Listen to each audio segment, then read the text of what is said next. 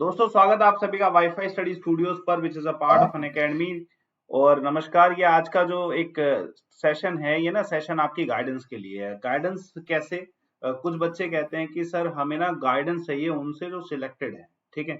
मतलब उन्होंने कुछ अचीव किया है तो उन्हीं से हम गाइडेंस आपको और दिलवाना चाहते हैं। तो जैसे आज हमारे सामने जो एक एग्जाम्पल है, सौरभ सूर्यवंशी, ठीक है। इन्होंने एक बहुत इंपॉर्टेंट एग्जाम क्लियर किया है रेलवे का। तो मैं इनसे खुद ही पूछता हूँ। वेलकम सौरभ, आपका स्वागत है वाईफाई स्टडी स्टूडियोज चैनल पर। और आपकी गाइडेंस से मुझे लगता है कि बहुत से बच्चों को बहुत ज्यादा हेल्प मिलने वाली है। तो आज आप अपना जितनी भी आप गाइडेंस देना चाहते हैं आप प्लीज दीजिए, सो डैट के बच्चों का बेनिफिट हो सके।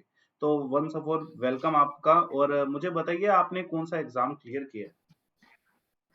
Thank you, sir, for inviting me here for guiding the students so that they can clear the exam. So, direct मुद्दे पे आते हैं कि मैंने एग्जाम कौन सा क्लियर किया है। तो मैंने एग्जाम जो क्लियर किया है, मैं एक्चुअली रेलवे में लोको पायलट की पोस्ट पे अपॉइंटेड हूँ। और मैंने जो एग्जाम क्लियर किया है वो आरआरबी एएलपी एंड टेक्नीशियन का एग्जाम आया था आपके कोविड से पहले। वो क्लियर करा है और उसके बाद मैं वहाँ पे अभी जॉब कर रहा हूँ। और और सर मैं आपसे एक चीज पूछना चाहूंगा, जैसे आपने ये एग्जाम क्लियर किया और मैंने सुना है कि आप इंजीनियर इंजीनियर है ना?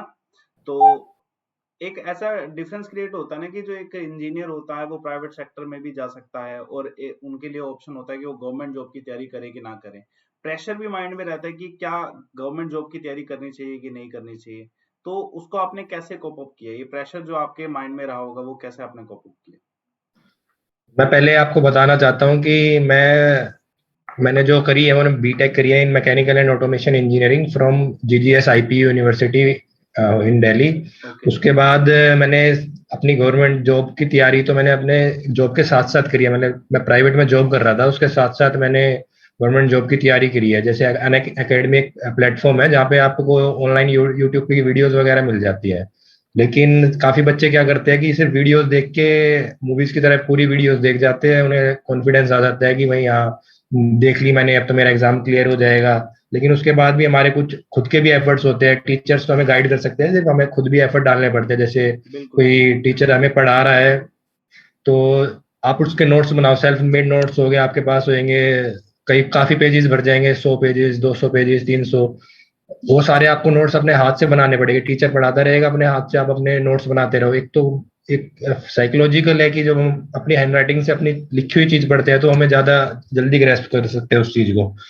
तो ऐसे कर करके आप नोट्स बनाओगे। लेकिन जैसे सारे नोट्स आपके पास कंप्लीट हो जाएंगे, उसके बाद अपने आप एक पेपर पे शॉर्ट नोट्स बनाओ, ताकि जैसे एग्जाम नियर बाय आ गया, अब आपकी तैयारी को टाइम बच रहा है कि 1 दिन बचा है, 2 दिन बचा है, तो आप जब शॉर्ट नोट्स बना लोगे तो आपको क्या करना है कि 200 पेजेस को आपको मान लो 10 पेजेस में कन्वर्ट करना है। ये आपका शॉर्ट नोट्स का तरीका हो गया, मतलब ताकि अपना सेल्फ आप 10। प्रिपरेशन बनाए रखें, उससे ज्यादा फायदा होगा बच्चों को कि अपना हाँ सेल्फ हाँ, नोट्स बना मतलब के रखें। यूट्यूब की वीडियोस जरूरी है वो हमें गाइड करने के लिए कि नॉलेज गेन करने के बाद उसको लिखना पड़ेगा। कि जो हमारा माइंड ऐसा है कि हम एक बार पढ़ लेंगे, लिख लेंगे, देख लेंगे, उसके बाद हम 1-2 दिन बाद उसको रिवाइज नहीं करेंगे तो हम भूल जाएंगे। तो नोट्स तो बनाने जरूरी है। और इसलिए एग्जाम से पहले रिवीजन भी बहुत जरूरी है। इसलिए शॉर्ट नोट्स बनाओ, उसको फिर पढ़ते रहोगे एग्जाम से पहले तो आपका बिल्कुल माइंड फ्रेश हो जाएगा, भाई मेरे सब कुछ मेरा रिवाइज है। और इसका ओवरऑल इफेक्ट ये होगा कि एग्जाम से पहले आपको ये कॉन्फिडेंस रहेगा कि आपने सारी तैयारी कर लिया है, क्योंकि वो शॉर्ट नोट्स आपको कॉन्फिडेंस देगा। नहीं तो आपके दिमाग में ये रहता रहेगा कि मेरा ये छूट गया, वो छूट गया, वो छूट गया। और उसके बाद आता है, जैसे हर एग्जाम का एक पर्टिकुलर सिलेबस होता है, उस हम्म। सिलेबस पे फोकस करो। जो हम यूट्यूब्स पे वीडियोस वगैरह देखते हैं वो हमें सब कुछ ब्रॉडली बताते हैं कि ये सारा, जिससे सारे एग्जाम्स का सब कुछ क्लियर हो जाए। फिर अपने सिलेबस के अकॉर्डिंग अपने कंटेंट को लिमिटेड करो।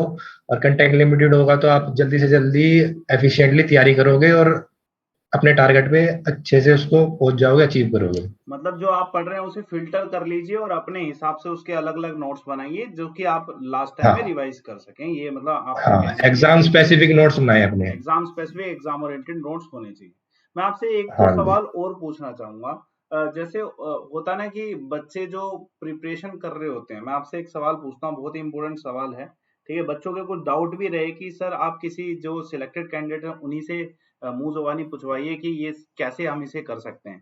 तो एक बहुत इंपॉर्टेंट सवाल है कि जब हम पढ़ाई कर रहे होते हैं हमारे माइंड में ना एक पीयर प्रेशर होता है पेरेंट्स का पीयर प्रेशर, रिलेटिव्स का पीयर प्रेशर होता है, और बच्चे ना, बहुत सारे बच्चे उससे कोप अप नहीं कर पाते कि मान लो 1 साल तक सिलेक्शन नहीं हुआ, 2 साल तक सिलेक्शन नहीं हुआ, तो बच्चे बहुत टेंशन में आ जाते हैं कि यार अब मैं इसे छोड़ देता हूँ, अब तैयारी को मेरे बस की नहीं है। तो आपने क्या वो पीयर प्रेशर झेला है? क्या आपने उसको पीयर प्रेशर को झेलने के बाद आपका सिलेक्शन हुआ? कुछ इस तरीके से रहा क्या आपका?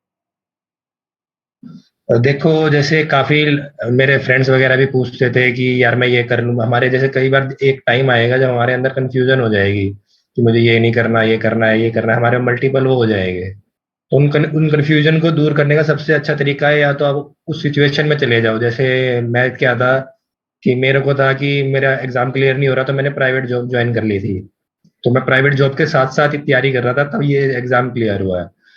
तो अब दिमाग को कैसे समझाए कि वो सबसे बड़ी बात है। तो आप जो आप सोच रहे हो कि नहीं मैं ये कर लूं, तो या तो वो कर लो या उस सिचुएशन में चले जाओ।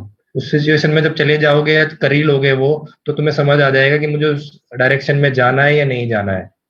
और अगर नहीं जाना है तो तुम्हें पता चल जाएगा, फिर वापस अपनी तैयारी पे पूरा कंसंट्रेशन दो और उस साइड भूल जाओ, क्योंकि तुम्हारे दिमाग को ये पता चल जाएगा कि मैं उधर जा चुका हूँ, उधर मेरा काम नहीं बनने वाला, तो मैं वापस इधर आ गया। और तो एक दिमाग में रहता है कि प्लान बी होना चाहिए अपनी प्रिपरेशन के दौरान में। क्या प्लान बी होना चाहिए? आपका कोई प्लान बी था? जैसे आपने प्लान भी वही कह रहा हूँ कि जैसे दिमाग में काफी सारे क्वेश्चंस आते हैं कि ये होगा, वो होगा, ये होगा, लेकिन जैसे तुम्हें लगता है कि प्लान बी होना चाहिए, तो प्लान बी चलो तुमने बना दिया, उस प्लान बी के पास चले जाओ, तुम प्लान बी के पास चले गए। लेकिन उसके बाद प्लान बी में जब तुम चले जाओगे, तुम्हें फिर अपने आप समझ आ जाएगा कि तुम्हें प्लान बी करना है या नहीं करना है। वरना तुम इस कंफ्यूजन में ही रहोगे, क्योंकि कि काश क्या होता है ना, जो हम चाह नहीं सकते उसकी हमेशा विश करते रहेंगे कि हम जो हमें मिला नहीं उसकी हमेशा विश करते कि हम वहां पे चले जाए, हम वो अचीव कर ले, ये कर ले। तुम एक बार वो वहां पे चले जाओ, तुम्हें समझ आ जाएगा कि तुम्हें इधर की तैयारी करनी है या तुम्हें उधर जाना है। क्योंकि जब तक माइंड में कंफ्यूजन रहेगी तुम अच्छे से तैयारी कर ही नहीं पाओगे। एक और उसके बाद आता है हमारा कॉन्फिडेंस। अपने माइंड को जब तक कंफ्यूजन में रखोगे तो तुम कॉन्फिडेंस ला ही नहीं मतलब जिस पाओगे। एग्जाम की तैयारी कर रहे हो उसके लिए कॉन्फिडेंस होना चाहिए कि हाँ हम इसे क्लियर कर सकते हैं, तभी वो क्लियर होगा। उसमें कॉन्फिडेंस हाँ, होना क्योंकि चाहिए पूरा। सबसे मतलब तैयारी तो सब बच्चे करते हैं, कितने लोग तैयारी करते हैं। मेन जो होता है एग्जाम, जब हम हॉल में जब बैठते हैं उस सीट पे, हॉट सीट जिसे कहते हैं हम, उस हॉट सीट पे जब हम बैठेंगे, मेन जो फंडा स्टार्ट होता है वहीं पे। क्योंकि कई बच्चों के साथ क्या होगा कि उस सीट पे बैठते ही वो इतने टेंस हो जाते हैं कि वो सब कुछ भूल जाएंगे। सबसे पहले हमें अपनी टेंशन को ही दूर करना है। जैसे हाँ, तो मैं वहां पे इसी जब से बैठो तो पूरे रिलैक्स होकर बैठो। इसी से संबंधित मैं एक सवाल पूछना चाहूंगा आपसे कि पहले एग्जाम होते थे, ऑफलाइन होते थे सारे एग्जाम, की मतलब हमें पेन लेके जाना है, हमें ऑफलाइन पेपर देना है। और अब ऑलमोस्ट सारे एग्जाम ऑनलाइन हो रहे हैं, तो बच्चों के मन में ये भी डर रहता है कि हम क्या ऑनलाइन चीजें कर पाएंगे कि नहीं, हमारा वो आउटपुट आएगा कि नहीं। तो क्या आपके टाइम पे जो आपने एग्जाम दिए, क्या वो अभी टाइम तो आपका आपने रिसेंटली ही क्लियर किया है, तो आपके भी डेफिनेटली ऑनलाइन एग्जाम हुए होंगे, ठीक है, ऑलमोस्ट सारे ही। तो आपको क्या उस समय ऐसा डर रहता था कि नहीं मैं ऑफलाइन में ज्यादा बेटर कर पाता था, ऑनलाइन में मुझे कुछ और तैयारी करनी पड़ेगी, मुझे मॉक टेस्ट और ज्यादा दे देनी चाहिए? क्या इसका कुछ फायदा हुआ मॉक टेस्ट और ये सब चीजें करने का जो आपने की?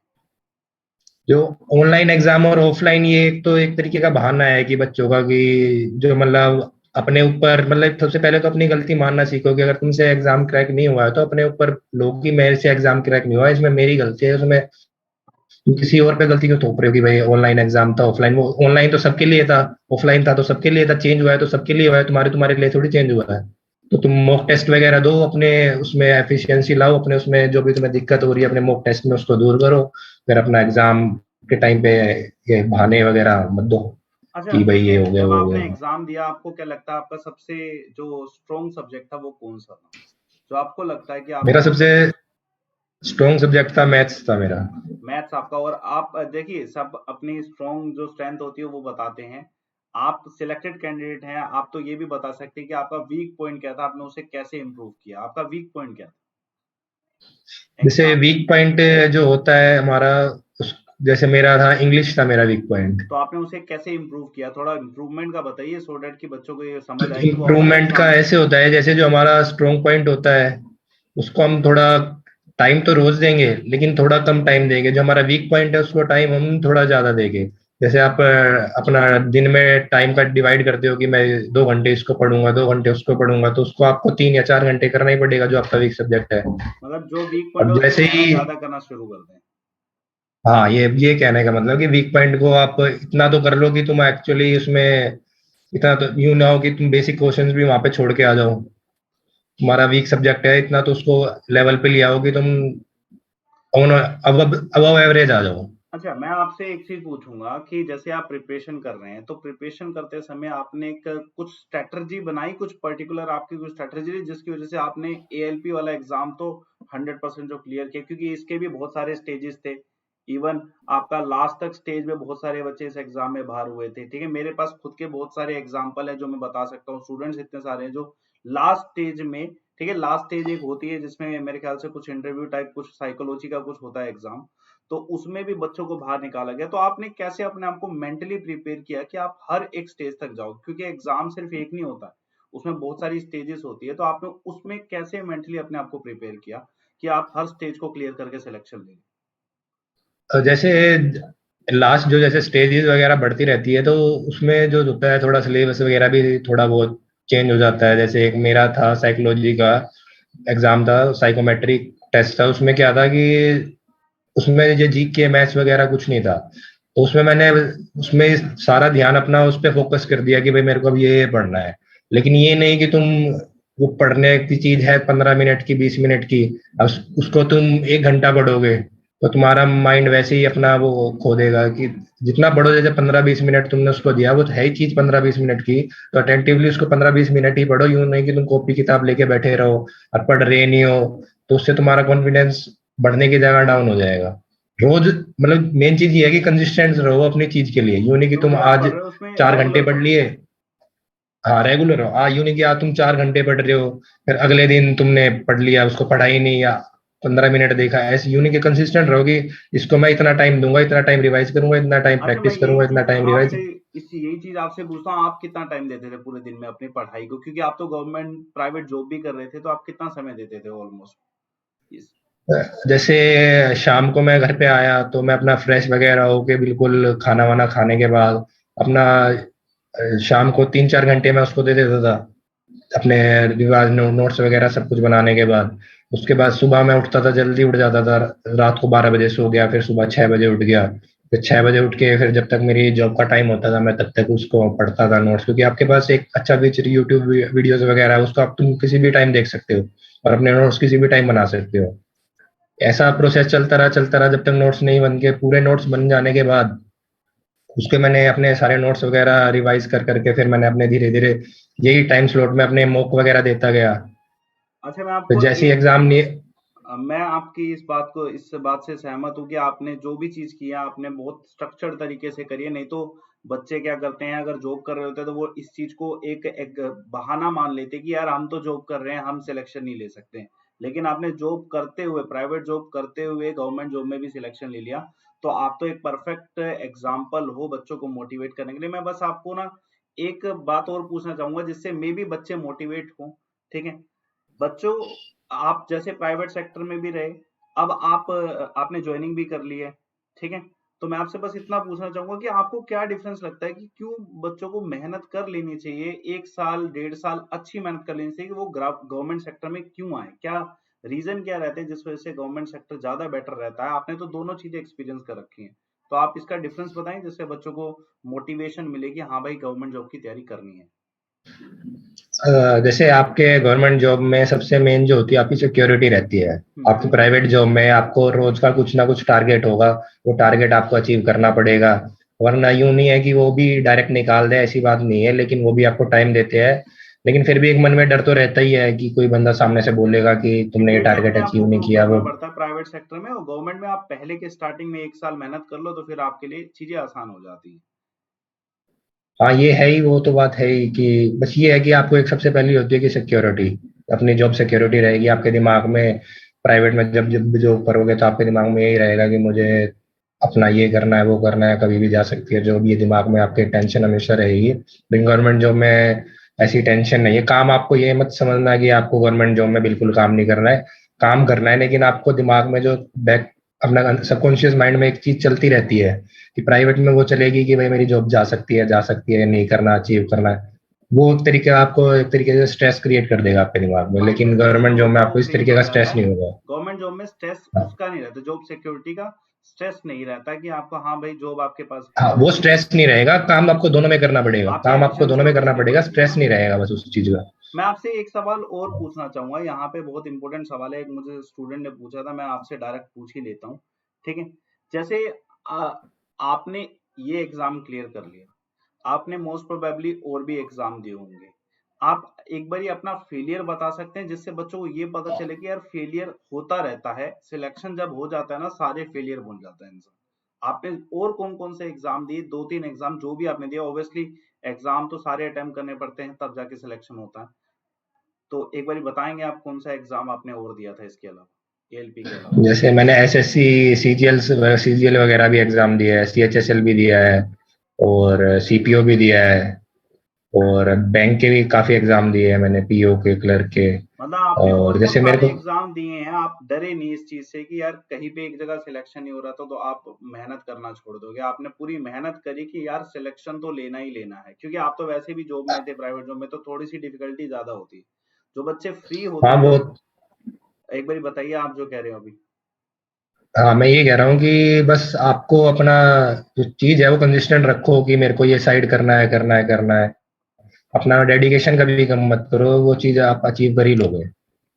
और मैं एक चीज और पूछना चाहूंगा, आपने जैसे अनअकैडमी प्लेटफॉर्म का भी मैंने सुना है कि आपने प्लेटफॉर्म इस प्लेटफॉर्म पे पढ़ाई करी है, ठीक है, तो आप एक बारी बच्चों को गाइड करेंगे कि जैसे बहुत सारे बच्चे ना कंफ्यूज रहते हैं कि इस प्लेटफॉर्म का यूटिलाइजेशन कैसे करना है। आप किसी भी प्लेटफॉर्म की बात करें, पढ़ाई का कोई भी सोर्स हो, उसका यूटिलाइजेशन, बेस्ट यूटिलाइजेशन, आपने स्टार्टिंग में एक बात बताई कि हमें चीजों को सेल्फ प्रिपरेशन, सेल्फ नोट्स बनाने चाहिए, उसके अलावा और कोई आप गाइडेंस देना चाहेंगे कि हम कैसे किसी प्लेटफॉर्म का, जैसे अनअकैडमी प्लेटफॉर्म का कैसे यूटिलाइजेशन कर सकते हैं, कैसे हम इसको ज्यादा हेल्पफुल बना सकते हैं अपनी प्रिपरेशन के लिए। आप जैसे स्पेसिफिक, जैसे एक टीचर को फॉलो कर रहे हो तो उसी को फॉलो करते रहो कि भाई वो जितने कंटेंट सारे बता रहा है उसको सारे लास्ट तक फॉलो करते हो। जो आप जैसे टीचर का भी एक होता है कि टीचर स्टूडेंट का एक वो होता है, बॉन्ड होता है, वो हमारा बॉन्ड पता चल जाएगा, इस टीचर से बन रहा है, उस टीचर से बन रहा है। जो आपका स्पेसिफिक टीचर से बॉन्ड बन चुका है तो उसकी सारी वीडियो देखते रहो, खिचड़ी मत बनाओ कभी, उसकी वीडियो अच्छी लग रही है वो देख ली, वो देख ली, वो देख ली।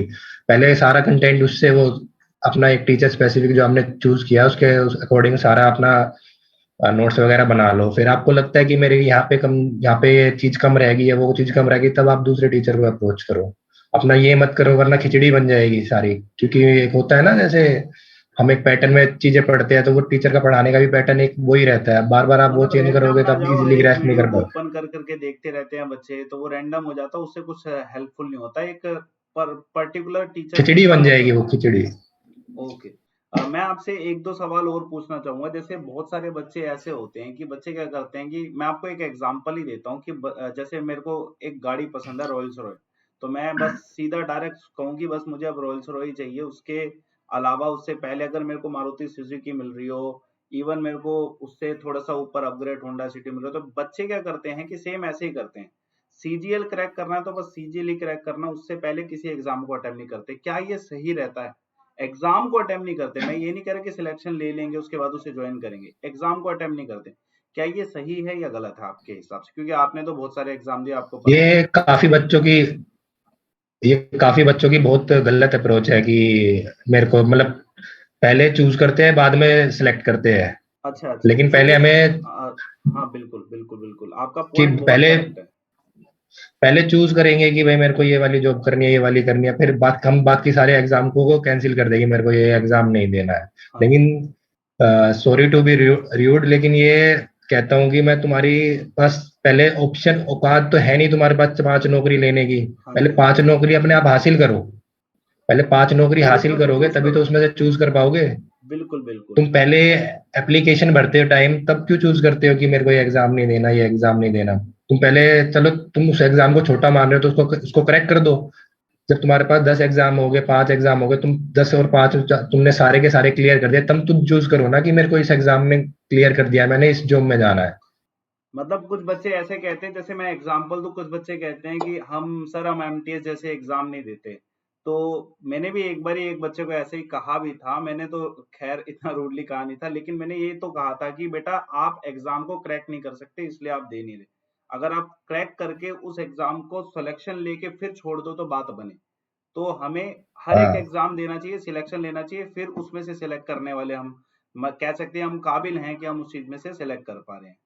तो ये बहुत जरूरी हाँ। पॉइंट बताया आपने इस समय कि बच्चा गाइडेंस नहीं लेता, इस चीज को कहता है कि सीधा डायरेक्ट एक ही एग्जाम यूपीएससी ही क्लियर करेंगे, तो वो दिक्कत और हो जब जाती तक है ये बहुत आपको ज्यादा। बात समझ आएगी बच्चों को, जब तक ये बात समझ आती है उनकी एज निकल जाती है। तो इसलिए बिल्कुल अपने बिल्कुल। शुरू से ही ये रखो कि मेरा अपना हाथ मतलब खुला रखो कि मेरे को सारे एग्जाम देने हैं। अच्छा तुम एग्जाम से क्यों भागते हो? बिल्कुल बिल्कुल, वो तो एग्जाम सारे देने चाहिए। मैं आपसे एक सवाल पूछूंगा, जैसे आपके भी टीचर्स रहे होंगे, मे भी आपने अलग अलग प्लेटफॉर्म से अलग अलग टीचर से पढ़ाई करी हो, आपके हिसाब से एक टीचर का क्या रोल होता है स्टूडेंट के प्रिपरेशन में? और हमें मतलब एक स्टूडेंट को टीचर से क्या चीजें निकलवा लेनी चाहिए कि उसका फायदा हो? मैं बस स्टूडेंट के हक की बात करूंगा, तो स्टूडेंट को टीचर से क्या चीजें ले लेनी चाहिए कि बच्चे का फायदा हो, बच्चे का सिलेक्शन?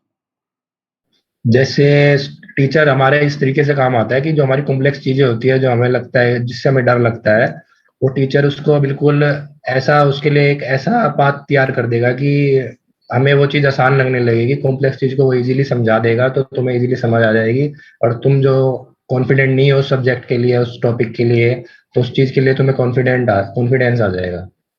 मतलब आपको ये है कि कोई टीचर है तो वो आपकी किसी मुश्किल को हल जरूर कर देगा, आपके लिए जो चीज डिफिकल्ट है वो आपके लिए हाँ। आसान हो सकती है टीचर की हेल्प से। बाकी आपके लिए जो चीज आसान है वो आप उसे और प्रिपेयर करिए, लेकिन जो चीज मुश्किल है आप टीचर को बताइए, टीचर आपकी हेल्प करेगा। मैं भी यही कहना चाहता हूँ बच्चों से, अगर आपको, जैसे आपने अभी सौरभ की सारी बातें सुन ली, आपके मन में अब डाउट आएंगे, आप डाउट कमेंट बॉक्स पे लिखिए, तो मैं उस चीजों को फिर सौरभ से पूछ के, या और भी बहुत सारे कैंडिडेट सिलेक्टेड जो हैं उन सभी का एक ग्रुप डिस्कशन करवा के, ठीक है, मैं आपसे एक और जो है क्लास इसका करवाऊंगा, सेशन इसका करवाऊंगा। मैं आपसे एक फाइनल क्वेश्चन एक और पूछना चाहूंगा, क्योंकि बहुत ही इंपॉर्टेंट क्वेश्चन है, ठीक है। सवाल ये है, देखिए पहला तो आपने मेहनत करी, आप किसी को रोल मॉडल मानते हैं अपनी चीज में, या आप अपने आप को खुद को रोल मॉडल मानते हैं? आप किसी से डेडिकेट हुए, किसी से इंस्पायर हुए अपनी प्रिपरेशन, अपने सक्सेस के पीछे आपका कोई राज जो हो? क्योंकि सक्सेस के पीछे कोई ना कोई तो राज होता ही है, वो कुछ भी हो सकता है। आपके हिसाब से आपके सक्सेस के पीछे क्या चीज इंपॉर्टेंट सक्सेस के पीछे मेरा यही राज था कि पीछे मुड़ के नहीं देखना, मतलब फेलियर्स को बार बार, जो हो चुका उसको हम बदल नहीं सकते हैं, उसका रोना बार बार क्यों करना। अपना आगे की तैयारी पे ध्यान देते रहो। और अपना प्रिपरेशन पे, जब मतलब सब हमें हमेशा, जब भी हम फेलियर हमारा जब भी होगा, हमने कुछ ना कुछ गलती करी होगी, उस गलती को अपना नोट डाउन करो, लिखते रहो कि मेरा ये, मैंने ये गलती करी, मैंने रिवाइज ढंग से नहीं किया, मैंने अपना इतना टाइम इसको नहीं दिया, ये। तो वो अपना अगली बार उस गलती को सुधारो, और अगली बार अपनी और जान से, अपने और फोर्स लगा के, अपना पूरे कॉन्फिडेंस से अपना मतलब एग्जाम सेल्फ अगली बार दो। कॉन्फिडेंस होना चाहिए जब आप प्रिपरेशन कर रहे हैं? आप किसी पर्सनालिटी से इंस्पायर हुए हैं अपनी प्रिपरेशन के दौरान या अपने लाइफ टाइम में, जिससे आप इंस्पायर हो? कोई पर्सनालिटी ऐसी जिससे आप इंस्पायर होते हो? पर्सनैलिटी जैसे, एक वो होता है कि जैसे जैसे अपने पेरेंट्स वगैरह को आप देख सकते हो, जैसे कि जब भी आप कभी फेलियर हुए, ये हुए, तो अपने पेरेंट्स से मिलो, अपने पेरेंट्स से बात करो, तुम्हें थोड़ा कॉन्फिडेंस आएगा। अपना फैमिली टाइम दो, तो तुम्हें उनका फेस देख के तुम्हें अपने आप ही कॉन्फिडेंस आएगा, नहीं अब मुझे तैयारी करनी है, मुझे ये करना है, मुझे वो करना है। तो मेरे पेरेंट्स ही मेरी इंस्पिरेशन थे, अच्छा, जैसे मोटिवेशन आपका सिलेक्शन फिगर हुआ थे। तो क्या उस समय कैसी खुशी आपके पेरेंट्स को मिली होगी? कुछ आप इज़हार कर सकते हैं कि उनको कैसा लगा होगा सिलेक्शन? क्योंकि बच्चे भी इस पल का ही इंतजार कर रहे हैं कि कब हम सिलेक्शन लेंगे, हमारे पेरेंट्स को पता चलेगा, उनको खुशी होगी। कुछ आप इस चीज को इज़हार कर सकते हैं कि आपको मतलब खुशी तो हुई होगी गवर्नमेंट जॉब लेने के बाद, आपके पेरेंट्स, आपके चाहने वाले जो आपके साथ रहते हैं, उनको कैसा लगा होगा एग्जाम क्लियर करने के बाद, सिलेक्शन लेने के बाद? और सब सब जगह से मेरे पास कॉल्स वगैरह आने लगे कि कॉन्ग्रेचुलेशंस वगैरह सबने किया। फिर हमने अपने यहाँ पे सबने मिठाई वगैरह बिटवाई बटवाई कि भाई सिलेक्शन वगैरह हो गया है, मैंने यही सुना है कि सब आप इस तरीके अपनी से पूरी हमने। फैमिली में इकलौते हो जो जिसने सबसे पहले गवर्नमेंट जॉब लिया है। मतलब आपसे इससे पहले आपके सभी फैमिली में प्राइवेट बिजनेस बिजनेस ओनर्स हैं, लेकिन आपने गवर्नमेंट जॉब जॉब चूज करी कि मुझे अपना गवर्नमेंट जॉब करनी है, सिलेक्शन लेना है। आप, ऐसा है क्या? कुछ ऐसा मैंने सुना है आपके बारे में। ऐसा भी, ऐसा ही है हमारे में, मेरी मतलब मेरे उसमें सबसे पहले गवर्नमेंट जॉब लगी है, जो मेरे उसमें लगी है, मेरी पूरी तो फैमिली में, मेरे ताऊ आपको जी इसके वगैरह, लिए चाचा तो वगैरह। बहुत ज्यादा बधाइयां हो कि आपने, और मुझे ऐसा लगता है कि आपके अंदर इतना मतलब टेंडेंसी है कि आप फर्दर और किसी जॉब के लिए आप अप्लाई कर रहे हैं, गवर्नमेंट जॉब के लिए आप अटेम्प्ट कर रहे हैं, जिसमें आप चाहें कि अब मैं एएलपी से आगे बढ़ के IRS, इंडियन रेलवे सर्विसेज, कुछ ऐसा आपके माइंड में आ रहा हो? क्योंकि बहुत सारे स्टूडेंट सिलेक्शन के बाद और अपने टारगेट्स को और हाई करने की कोशिश करते हैं, क्या आप ऐसा कुछ कर रहे हैं? अपने लाइफ में टारगेट तो होना ही चाहिए, वरना लाइफ बड़ी बोरिंग हो जाएगी। मतलब कुछ ना कुछ तो अपने, आपने कुछ ऐसा एक चीज टारगेट आपने रखा है अचीव कर। अपना? हाँ, मैं कुछ ना कुछ नई चीजें सीखता रहता हूँ, बुक्स वगैरह पढ़ता रहता हूँ, क्योंकि पहले मैं बुक्स वगैरह बिल्कुल नहीं पढ़ता था। लेकिन अब मेरे को एक अच्छी हैबिट लगी है कि मैं बुक्स वगैरह पढ़ने लगता हूँ। तो मतलब कुछ ना कुछ ऐसा टारगेट होता है कि मेरे को ये बुक्स वगैरह रीड करनी है, ये वो करनी है, तो मैं कुछ ना कुछ पढ़ता ही रहता हूँ ताकि आपके पढ़ने की आदत ना छूटे। देखिए मैं तो अब एक, जैसे मान लो, हाँ जी, हाँ जी, बताइए। हमारे उसमें क्या होता है कि 5 साल के सर्विस के बाद आप अप्लाई कर सकते हो प्रमोशन के लिए, ग्रेड बी ऑफिसर, ऑफिसर्स के लिए, ग्रुप बी ऑफिसर्स के लिए। तो वो तब तक के लिए वेट कर रहा हूँ, तब तक मैं उनके एग्जाम, मतलब प्रीवियस ईयर पेपर्स वगैरह डाउनलोड करता रहता हूँ, देखता रहता हूँ, थोड़ा कि बहुत आप पढ़ता जल्दी रहता हूँ। प्रमोशन ले और सकें और रेलवे की, अच्छा गैजेटेड हाँ, पोस्ट पे आ सकें। रेलवे की इन डेप्थ नॉलेज वगैरह मैं लेता ही रहता हूँ कि भाई नई नई चीजें सीखें। मतलब सबसे मेन होता है कि आप, हम सीखने की आदत कभी मत छोड़ो अपना, कभी कहीं भी कहीं चले जाओ, सीखने की आदत मत छोड़ो। अपने ऊपर ईगो को मत हावी होने दो कि मैंने अचीव कर लिया है, अब तो ये हो गया वो हो गया। ईगो को मत हावी होने दो, हमेशा लर्निंग फेज अपना ऑन रखो फेज। देखिए मुझे तो एक बहुत अच्छा मौका मिला है कि मैं आपके थ्रू बच्चों को गाइडेंस दे पाऊँ, क्योंकि बहुत रेयर होता है जो कैंडिडेट सिलेक्टेड होते हैं वो पहली बात इग्नोर ही मारते हैं इन चीज़ों को। लेकिन एक होता है ना, एक इंसान अचीवमेंट लेने के बाद ईगोस्टिक हो जाता है। क्या होना चाहिए सिलेक्शन लेने के बाद? बहुत बिल एग्जाम्पल हैं इसके, क्या ये चीज़ सही है? नहीं, बिल्कुल सही नहीं है कि, मतलब आप जब तक सॉफ्ट स्पोकन नहीं होगे, अपने आप को वो नहीं करोगे, तो पहली बात, सामने वाले बंदे को ईगो दिखा के आप क्या करने थे? आपको जानता कौन है? कोई भी नहीं जानता है। या तो तुम कुछ ऐसा करोगे कि तुम्हारे इंडिया में तुम्हें कोई जाने। तुमने कुछ ऐसा तो है नहीं, तुम्हें कोई इतना जानता है, तो इसने ईगो किस बात की है? मैं एक फाइनल अपना सवाल, सबसे प्यार से बात करो, कोई बिल्कुल छोटा आदमी मतलब नहीं होता है कोई भी। ईगो नहीं आनी चाहिए किसी भी चीज अचीवमेंट्स को लेके। मैं आपसे एक फाइनल सवाल और पूछना चाहूंगा। जैसे आपने अभी कहा कि आपने प्रिपरेशन के समय कोई किताब नहीं पढ़ी, अब आपके पास पूरा भरपूर समय है कि आप किताबें पढ़ सकते हैं। बच्चे क्या करते हैं, बहुत सारे बच्चे मैंने ऐसे ऑब्जर्व किए हैं, वो अनवांटेड चीजों को पढ़ना शुरू कर देते हैं और वो उसको अपनी पढ़ाई का हिस्सा समझते हैं और अपना टाइम वेस्ट करते हैं। क्या बच्चों के लिए वो चीज सही होगी इस समय पढ़ना, जैसे एग्जाम मैंने प्रिपरेशन के समय के? मैंने पहले भी बताया कि जो हम सब पढ़ते हैं वो सारा ब्रॉडली पढ़ते हैं हम, कि भाई ये उसमें सब कुछ होता है कि ये भी हो गया टॉपिक, ये टॉपिक भी हो गया। लेकिन जब हम एग्जाम देते हैं तो उसके सिलेबस को ढंग से पढ़ो कि इसमें वो पूछना क्या चाहेगा वो। तो अपने कंटेंट को लिमिटेड करके फिर तैयारी करो, अननेसेसरी चीजों पे ध्यान मत दो, उसको मत पढ़ो। तो सौरभ, आपका धन्यवाद। आपने अपनी ये जो प्रीशियस गाइडेंस होती है, ये गाइडेंस ज़्यादा रिक्वायर्ड होती है। हम तो बच्चों को पढ़ाते हैं जो हमें लगता है कि एग्जाम में आ सकता है, और आपने उस चीज़ को एक्सपीरियंस किया है कि यार ये एग्जाम में आया है, मैंने किया है और मेरा सिलेक्शन हो गया। तो आपकी गाइडेंस बहुत ज़्यादा ज़रूरत थी बच्चों को। मुझे उम्मीद है कि मैं आपके साथ और भी जितने सिलेक्टेड कैंडिडेट्स हैं उनके साथ एक और ऐसी वीडियो लेके आऊंगा जिसमें आपको मैं एक रियल अप्रोच जो एग्जाम को क्लियर करने के लिए है वो बच्चों को बताऊंगा। बच्चे, जितना भी बच्चे देख रहे हैं इस वीडियो को, जिसको कोई भी डाउट हो, कोई भी क्वेश्चन, कोई भी क्वेरी हो, तो आप इसके कमेंट बॉक्स पे लिखिए। जैसे मैंने लास्ट टाइम भी ऐसा किया था, मैंने वही क्वेश्चंस उठा के एक और सिलेक्टेड कैंडिडेट से पूछा। ऐसे अब दोबारा कोई डाउट होगा तो आप पूछिएगा, सो डैट कि मैं बहुत सारे सिलेक्टेड कैंडिडेट्स को इन्वॉल्व करके आपके डाउट्स को क्लियर कर सकूं, क्योंकि गाइडेंस सबसे ज्यादा जरूरी होती है जब आप सिलेक्शन लेते हैं। Saurabh, once again thank you आपका इस प्लेटफॉर्म पे आने के लिए, अपना प्रीशियस टाइम हमें देने के लिए। एंड कॉन्ग्रेचुलेशन दोबारा आपको कि आप जो एग्जाम क्रैक किए हैं, ठीक है। और होपफुली आप और भी बहुत सारे एग्जाम क्रैक करने वाले हैं। और बच्चों को आप फाइनल वर्ड्स क्या कहना चाहेंगे, सो डैट कि हम उसके बाद सेशन को एंड कर सकें? कि बच्चों को फाइनली आप एक वर्ड बताइए। Thank you sir. वो कोई बात नहीं, आप मेरे को फिर से बुलाओगे तो मैं फिर से आ जाऊंगा बच्चों को गाइड करने के लिए। बस यही कहना चाहूंगा बच्चों से कि अ, कभी हार मत मानो, अपना डिटर्मिनेशन रखो कि मुझे ये चीज करनी है, कंसिस्टेंट रहो। और एग्जाम टाइम पे सबसे मेन चीज होती है, जब वो हॉट सीट पे बैठते हो तो अपना टेंशन नहीं लेना बिल्कुल भी, अपना बिल्कुल काम माइंड से जाना है। कई लोग क्या करते हैं कि उस दिन पढ़ते ही नहीं है। क्यों नहीं पढ़ते? कि जो तैयारी करनी है एक दिन पहले कर ली, उस दिन पढ़ पढ़ के टेंशन नहीं लेते कि भाई अब ये टॉपिक रह गया, ये पढ़ेंगे पढ़ेंगे तो डाउट आएंगे, डाउट आएंगे तो टेंशन आएगी। तो काफी लोगों की अलग अलग स्ट्रेटेजी होती है। काफी लोग अपने लिए टाइम निकालते हैं रोज।